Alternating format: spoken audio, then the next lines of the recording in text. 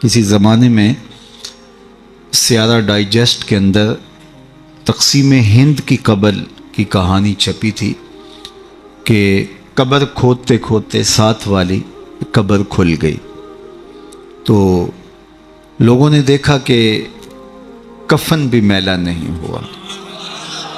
شوق اور جستجو کی چنگاریاں مزید روشن ہوئیں اور ایک اینٹ گری تھی تو دوسری اینٹ خود نکال دی، تو دیکھا کہ اندر تازہ گلاب کھلے ہوئے ہیں۔ خیر قبر کو بند کیا اور جستجو پیدا ہوئی کہ ہم دیکھیں یہ شخص تھا کون اور اس کی نیکی معلوم کریں تاکہ ہم بھی اس صالحیت کے ماحول میں اپنے آپ کو ڈھال کر کے یہ سعادت پا سکیں۔ تو خیر تلاش کرتے ہوئے اس کی بیوہ مل گئی جو بہت بوڑھی ہو چکی تھی، تو لوگ اس کے پاس گئے کہ تیرے شوہر کی قبر یوں کھل گئی اور ہم نے یہ منظر دیکھا، تو تم بتا سکتی ہو کہ وہ کون سا نیک عمل کرتا تھا؟ تو اس نے ذہن پہ زور دیا، کہا میرا شوہر ایک سادہ سا شخص تھا اور پڑھا لکھا بھی نہیں تھا، لیکن ہاں مجھے یاد آیا اس کا ایک عمل تھا، جب صبح کے وقت وہ مسجد میں جاتا نماز کے لیے تو لوگ قرآن کھول کے بیٹھ جاتے۔ ایک زمانہ تھا لوگ فجر کے بعد قرآن مجید کی تلاوت کیا کرتے تھے، اور گھروں میں بھی صبح کے وقت قرآن ضرور کھلتا تھا۔ اللہ وہ دور دوبارہ پلٹ کے لے آئے ہمارے لیے، اور نوجوانان امت قرآن کا چہرہ دیکھیں فیس بک کی بجائے۔ تو وہ ایک زمانہ تھا، تو جب سارے لوگ قرآن کھول کے بیٹھ جاتے تو اسے بڑی تکلیف ہوتی ہے کہ کاش میں بھی قرآن پڑھا ہوتا، تو یہ بوجھل قدموں سے گھر پلٹتا اور طاق پہ رکھے ہوئے قرآن مجید کے نسخے کو اتارتا، کھولتا، چومتا، پڑھنا تو آتا نہیں تھا، تو ایک ایک سطر پہ انگلی پھیرتا اور کہتا مالک مجھے پتہ نہیں کیا لکھا ہے، جو لکھا ہے حق لکھا ہے۔ پھر دوسری سطر پہ انگلی رکھتا اور کہتا مالک یہ بھی سچ لکھا ہے۔ پھر تیسری سطر پہ انگلی لے آتا، کہتا مالک یہ بھی سچ لکھا ہے۔ تو اس طرح انگلی پھیرتا چلا جاتا اور یہ کہتا چلا جاتا مالک یہ بھی سچ ہے، یہ بھی سچ ہے، یہ بھی سچ ہے، یہ بھی سچ ہے۔ تو شاید اس کی قبر میں جو چراغاں ہوا ہے، اس کی قبر میں خوشبو پھیلی ہے، گلابوں کا موسم تم نے دیکھا ہے، تو قرآن سے محبت کی اس کے سبب ہوا ہے۔ یار جو قرآن مجید کو پڑھنا بھی نہ جانتا ہو، اس کی زیارت کر کے اس اذعان اور یقین کے ساتھ انگلی رکھ کے کہے کہ یہ اللہ کا سچا کلام ہے، تو اس کی قبر میں خوشبوئیں پھیل جاتی ہیں، اور جس نے ساری زندگی قرآن کی خدمت کی ہو اللہ اس کو کتنی رحمتوں سے نوازے گا اور کتنی کرم نوازیاں اللہ اس کا مقسوم کرے گا۔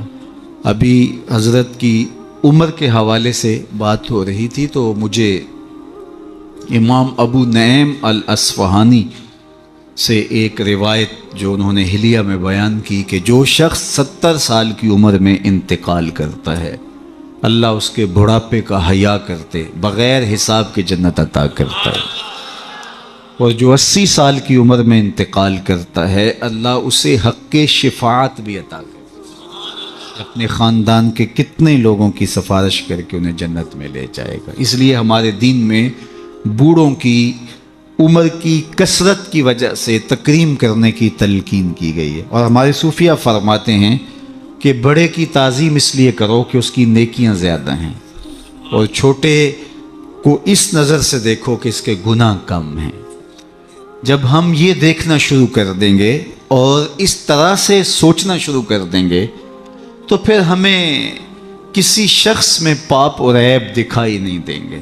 ہمارا مطمع نظر، ہمارا انداز نگاہ یہ ہے کہ ہم دوسروں کی طرف عیب کی نسبت کرتے ہیں اور سمجھتے ہیں کہ ہم دودھ کے دھلے ہوئے ہیں، جبکہ کسی کی طرف انگلی اٹھانے سے قبل یہ سوچنا چاہیے کہ باقی ساری انگلیاں اپنی طرف اٹھ رہی ہیں۔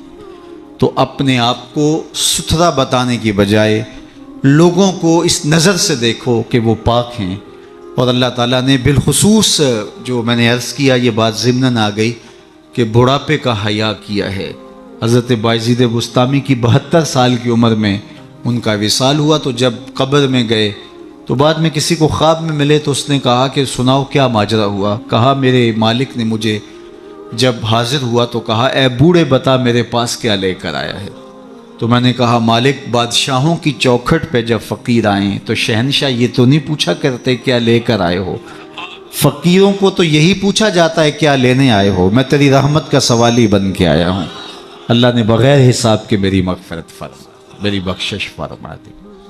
اور جنہوں نے اپنی زندگیاں راہ دین پہ گزاری ہوں، حضرت سیدنا عمر رضی اللہ تعالیٰ عنہ فرماتے ہیں کہ آقا کریم علیہ السلام نے ارشاد فرمایا کہ جس شخص کے مرنے کے بعد 4 لوگوں نے اس کی اچھائی کی گواہی دے دی وہ جنتی ہے۔ 4 لوگوں نے کہا یہ بہت اچھا شخص تھا۔ تو حضرت عمر کہتے ہیں میں نے عرض کی یا رسول اللہ صلی اللہ علیہ وسلم اگر کسی کے پاس 4 گواہ نہ ہوں 3 گواہ ہوں تو آقا کریم نے فرمایا وہ بھی جنتی ہے۔ حضرت عمر فرماتے ہیں کہ میں نے عرض کی یا رسول اللہ صلی اللہ علیہ وسلم اگر کسی کے پاس 3 گواہ بھی نہ ہو 2 گواہ ہوں تو آقا کریم نے اس کے لیے بھی یہی بشارت دی۔ حضرت عمر فرمایا کرتے تھے ایک کے بارے میں نے پوچھا نہیں حضور نے بتایا نہیں، تو جس کو 2 گواہ بھی مل گئے اچھائی کے کہ وہ صالح تھا وہ نیک تھا تو اس کے لیے جنت کے در کشادہ ہیں، اور جس کی نیکی کی، جس کے تقوی کی، جس کی خدمت قرآن کی زمانہ گواہی دے تو بتاؤ اللہ کتنی ناز برداریاں کرے گا۔ جانا تو سب نہیں ہے، یہاں کسی نے بیٹھ نہیں رہنا، 100 سال بھی جئیں گے تو یہاں سے رخصت ہونا پڑے گا۔ کج کلاہوں نے بھی شہنشاہوں نے بھی یہاں سے رخصت ہونا ہے، جن کا طوطی بولتا ہے، جن کے نقارے بجتے ہیں وہ بھی یہاں نہیں بیٹھ رہیں گے۔ موت ہے ہنگامہ آرا کلزم خاموش میں، ڈوب جاتے ہیں سفینے موج کی آغوش میں۔ یہاں بڑے بڑے پہلوان، بڑے بڑے کج کلا اور شہنشاہ باقی نہ رہے۔ کسی نے دیکھا مقدونیہ میں ایک بوڑھی عورت ایک قبر پہ بیٹھی ہے، تو کہا کہ یہاں کیا کر رہی ہو؟ کہا یہاں میرا بیٹا سکندر دفن ہے۔ اس نے کہا کہ بڑھیا یہاں کئی سکندر آئے اور چلے گئے، تو یہ دنیا یہاں کسی نے نہیں بیٹھ رہنا، سب نے چلے جانا ہے، لیکن جانے کے انداز بھی نرالے ہوتے ہیں۔ ایک وہ ہوتے ہیں کہ جب جاتے ہیں تو لوگ کہتے ہیں خس کم جہاں پاک جان چھوٹی، اور بہت بات لوگ کریں گے اور مروتاً کچھ کہیں گے بھی، تو بعض کہتے ہیں جی ساڑھے نال تے چنگائی سی، مطلب کیا ہے کہ وہ اچھا آدمی نہیں تھا، سر میرے ساتھ اس نے زیادتی نہیں کی، ہمارے ساتھ تو اچھا ہی تھا۔ تو وہ کیسا شخص ہے کہ جس کے بارے میں اچھائی کے لفظ بولنے کے لیے بھی لفظوں کو تراشنا پڑے کہ لوگ کہیں کہ یہ غلط بیانی کر رہا ہے، اور وہ کتنا خوش نصیب ہے کہ جس کی تعریف کرتے ہوئے بے جھجک لفظ بولنے سے جو ہے وہ انسان شرمندگی محسوس نہ کرے کہ اس کی زندگی اس طہارت میں، اس پاکیزگی میں، اس عفت میں بسر ہوئی کہ اس نے ساری زندگی راہ خدا میں زندگی گزار دی۔ تو جاتے سبھی ہیں لیکن کسی کا جانا سرخروئی کا جانا ہوتا ہے۔ موت کسی کے لیے بھیانک خواب ہوتا ہے اور کسی کے لیے یہ خوشگوار اور خوبصورت انداز ہوتا ہے، وصل حبیب کا ذریعہ ہوتا ہے۔ حضرت بلال حبشی رضی اللہ تعالی عنہ کا جب وقت آخر آتا ہے تو آپ کی زوجہ آپ کے سرہانے بیٹھی تھی، جو ہی سانس ٹوٹنے لگی تو اس نے کہا واہ حسرتا ہو، ہائے افسوس میرا شوہر مجھ سے جدا ہو رہا ہے۔ تو حضرت بلال حبشی نے پلٹ کے دیکھا اور اپنی زوجہ سے کہا یہ تم کیا بول رہی ہو؟ کہا ہاں آپ مجھ سے جدا ہو رہے ہیں۔ فرمایا یہ حسرت برے لمحے نہیں ہے، یہ دکھ کی کہانی نہیں ہے، بلکہ میں تو اپنے آقا محمد عربی سے ملنے جا رہا ہوں۔ تو یہ وصل محبوب کا ذریعہ ہے۔ حضرت یعقوب علیہ السلام، حضرت ابراہیم علیہ السلام کے پاس جب ملک الموت آئے اللہ کی طرف سے پیغام لے کر کے، تو انہوں نے کہا کہ میں قبض روح کے لیے آیا ہوں۔ حضرت خلیل نے کہا کہ عجیب بات ہے، میرا رب مجھے اپنا خلیل بھی کہتا ہے، خلیل کہتے ہیں گوڑے یار کو، تو میرا رب مجھے اپنا خلیل بھی قرار دیتا ہے، اور کیا کوئی یار بھی یار کی موت چاہتا ہے؟ اور تمہیں قبض روح کے لیے بھیجا؟ کہا میں تو حکم کا پابند ہوں، عبد معمور ہوں، بارگاہ ہزدی میں دوبارہ حاضر ہوئے، تیرے بندے کے پاس حاضر ہوا تھا، اور یہ میسج ہے تیرے بندے کا تیرے نام کہ کیا کوئی یار بھی یار کی موت چاہتا ہے؟ تو کہا اے اسرائیل پھر جا میرے خلیل کو میرا سلام دے اور کہے کبھی ایسا بھی ہوا ہے یار یار کو بلائے اور وہ ملنے بھی نہ آئے؟ تو روح بے چین ہو گئی، کہا دیر نہ کر جلدی قبض کر لے۔ تو یہ تو اس لمحے کے انتظار میں ہوتے ہیں، موت میں فرق ہوتا ہے. رومی نے بڑی خوبصورت مثال سے دونوں اموات کا ذکر کیا ہے. اس شخص کی کہانی جو اس دنیا میں عیش و عشرت کر کے آخرت کو بھول جاتا ہے، اور اس شخص کی کہانی جس کا مطمع نظر آخرت ہوتی ہے اور وہ اس دنیا کو آخرت کے لیے گزارتا ہے، چونکہ یہ آخرت کی کھیتی ہے. یہ بوائی کا موسم ہے، آخرت کٹائی کا موسم ہے. بوائی کے موسم میں جو کسان مٹی سے مٹی ہو جاتا ہے، سحری کے وقت اٹھتا ہے، کھیتوں میں ہل جوتتا ہے، جڑی بوٹیاں تلف کرتا ہے، بیج ڈالتا ہے، سہاگا دیتا ہے، پانی ڈالتا ہے، تو کٹائی کے موسم میں فصل بھی وہی اٹھاتا ہے.